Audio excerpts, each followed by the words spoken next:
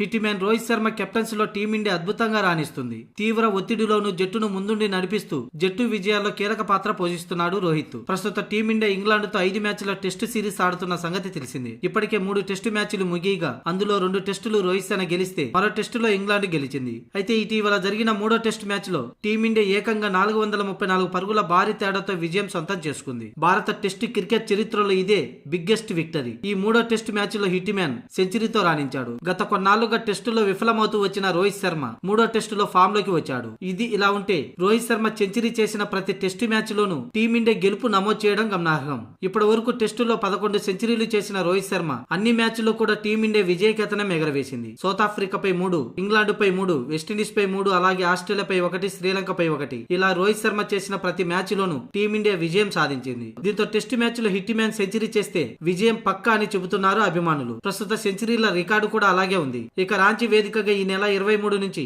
4వ టెస్టు ప్రారంభం కానుంది. 4వ టెస్టులో విజయం సాధిస్తే టీమిండియా సిరీస్ కైవసం చేసుకున్నట్టే. అయితే ప్రస్తుతం ఫామ్ లోకి వచ్చిన రోహిత్ శర్మ 4వ టెస్టులో కూడా సెంచరీ చేస్తే ఇంగ్లాండ్ ఇక సిరీస్ కోల్పోయినట్టే. దీనికి తోడు యశస్వి జైస్వాల్ సూపర్ ఫామ్ లో ఉన్నాడు. దీంతో 4వ టెస్టులో ఇంగ్లాండ్ కు దబిడి దిబిడే.